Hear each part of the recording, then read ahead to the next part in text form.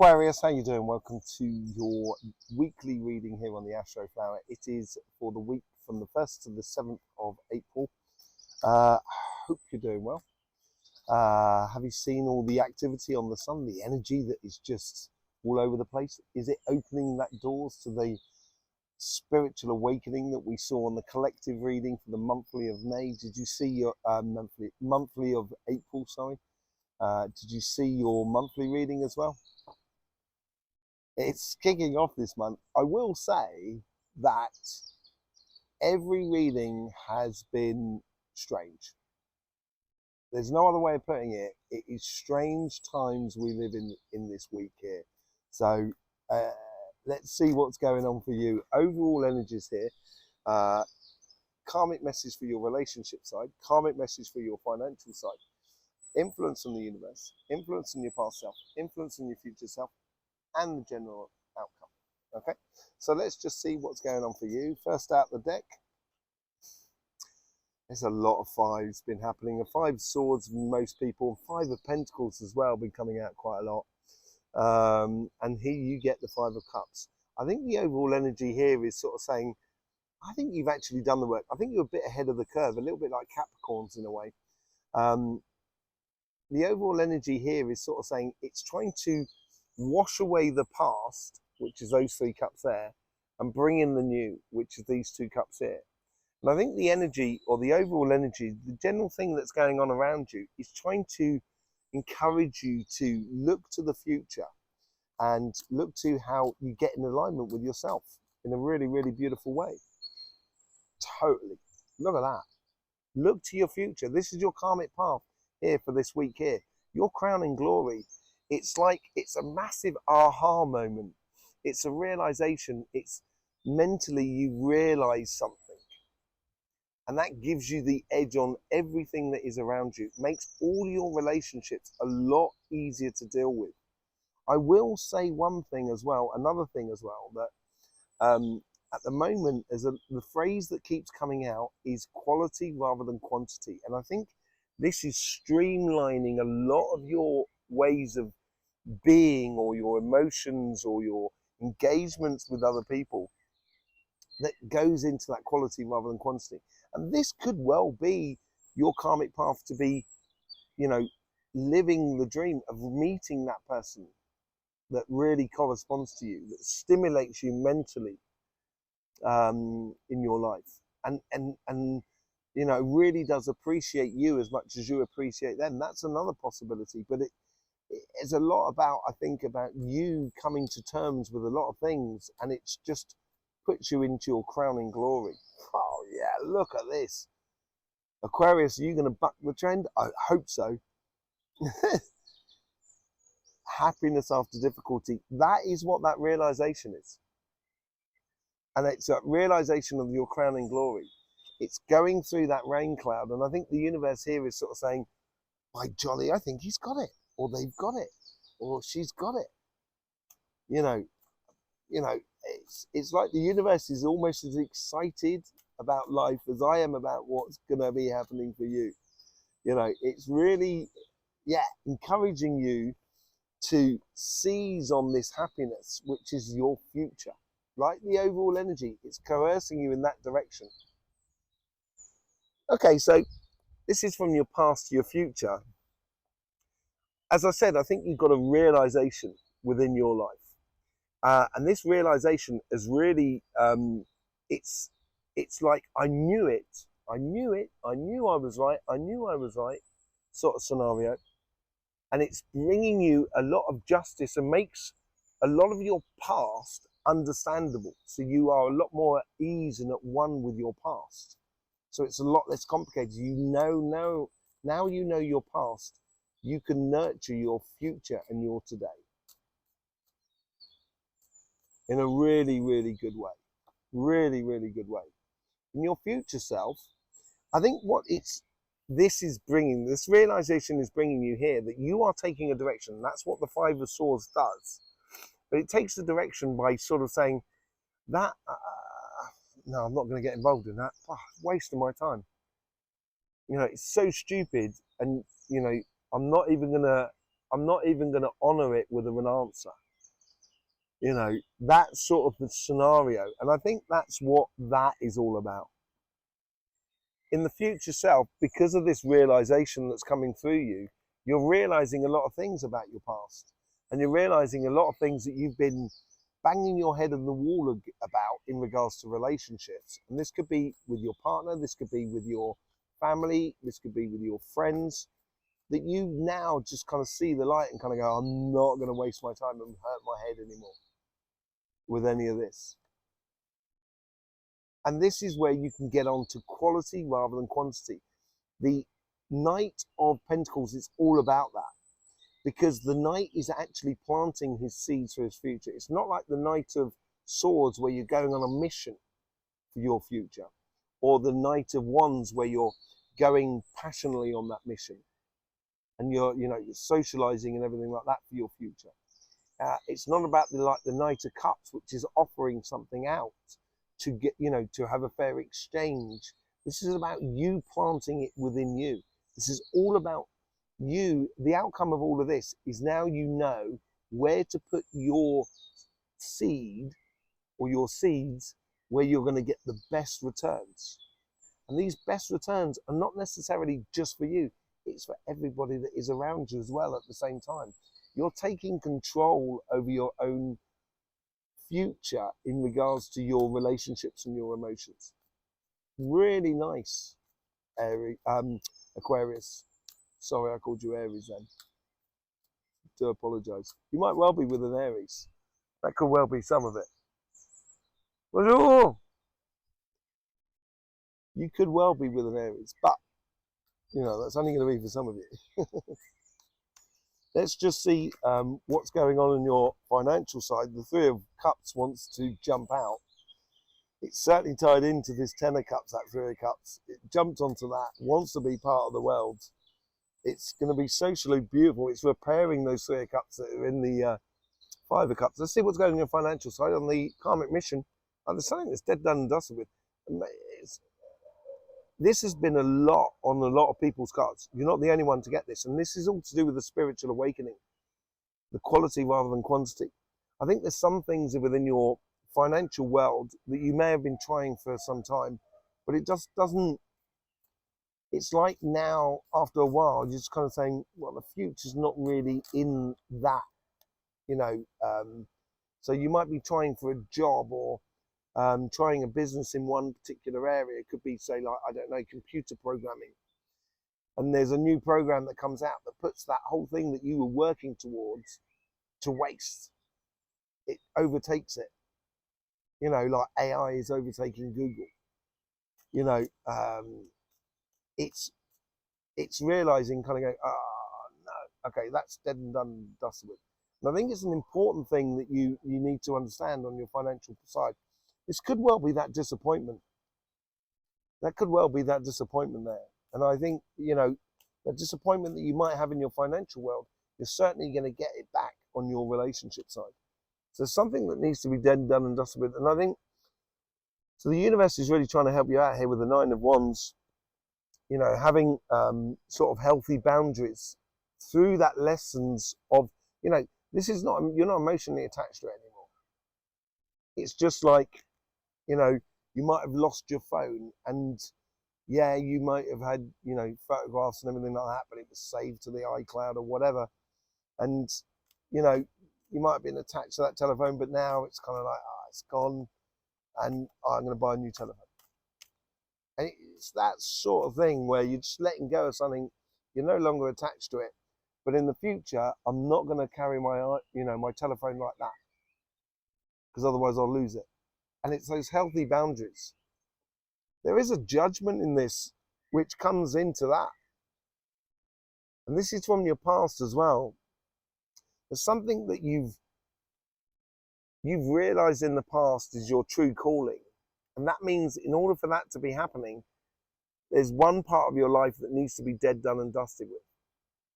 And it's your past that's been calling you on to your destiny in regards to your job and your business, which is now bringing in a lot of streamlining of where you should be going.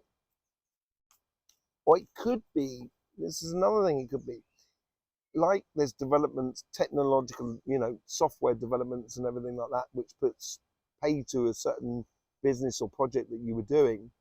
That could have been your calling in order to get that new business, you know, get that new software out. Because I'm sitting here and I'm thinking I'd like a car that actually doesn't really consume anything, that is very respectful in the way it's built and how it can be recycled and reused, and how it can be, you know, just used for a long time rather than throwaway vehicles, if you know what I mean. You know, and I'm not going to be the person to invent it, but because I'm putting it out there, it's going to come back. That's what I mean. Nothing is ever wasted in life, even when things don't go totally to what we think. In your future self, with this sort of like letting go, you're clearing the decks. With this letting go here, your future self has got this death and rebirth. It is going to reignite your financial rewards, directions in a completely different way. In a very advantageous way for you. Because you're letting go of something, you're clearing the decks and allowing other things to come through. And it changes your orientation of your passions. So you might have been really passionate about this business that you were doing in the past, but that part of your business has got to be let go of. You let go of it, and all of a sudden now you're in a situation where your passions are being driven in multitudes of different areas because you're coming into this. This isn't quite there yet. It is coming. It is right on the edge. You are on the cusp of that death and rebirth. And this is where your passions are going to be really telling for you. They're really going to help you out. Because it's going to discover a lot of things. And it's going to help you redefine your calling in life. Let's just do a bit of a clarification with the Light Seers cards. Okay? Emperor. This is the influence that's happening on a lot of signs, actually. The moment you start looking to the future, that's when you're going to really own it. You're going to sit in your power and you're going to have complete and utter control over the physical world that is around you. Because the Emperor does that. That's how he rules his empire. Through physical aspects. The Empress rules her empire emotionally. So that's what seems to be. The moment, the overall energy here is sort of saying, the moment you walk forward, that's when you're going to be empowered.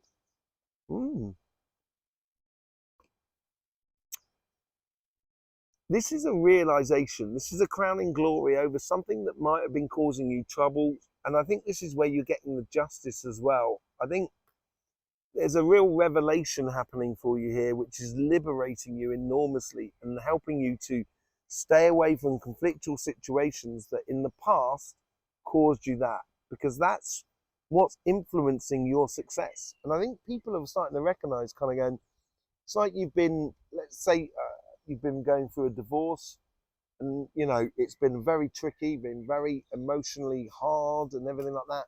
And people are now starting to recognize that, oh, Aquarius, you know, was painted in a bad light. They're not really like that. You know, that sort of thing. You're getting justice for a misnomer for how people thought about you. And it's, you're getting your just desserts. Happiness after difficulty is in love, apparently. And I think that's maybe what you're nurturing it in a completely different way in the future. You know, with the Knight of Pentacles. The universe wants you to bring in this happiness after difficulty. Excuse me. But that's what that is all about. That's on your karmic path. And that's what's being created for your future. And you're doing it because you're getting this justice, because you're getting this understanding within the world around you. Yeah, that's according to your heart. Look at this is what is, you know, out of that justice, this is really what's coming up for you. It's not here yet, but it's certainly coming up for you because you've got to take that direction with the Five of Swords and actually start planting those seeds of love. That is for you. It really is absolutely beautiful, Aquarius. It's that spiritual awakening that I'm talking about that's on the collective reading as well. You're getting justice according to your heart here, according to how you put your love out there and what you get back. And I think you're starting to see it for real, you know, the fair exchange that's going on. And this could be with family, this could be with friends, this could be with your partner, this could be with multitudes. The moment you walk away and you choose that direction, victory is yours. Your crowning glory is on the radar. There is no doubt about it. But you've got to realize, and I think this realization here comes from that understanding of the justice of your heart. It's a really nice reading for you. One of the best readings I've done for this week so far. And that Three of Cups. Did I say the Three of Cups earlier on? I said this is what this is all about. I said it was pertaining to the Knight of Pentacles, I think. The Ten of Cups, reaching for that cup there to replenish those 3 cups on your disappointment. And you've got to plant those seeds. And it's going to open such beautiful doors and connections with other people that are around you. It is boding so well for a beautiful time in regards to relationships in your future. No doubt about it. If you take that direction.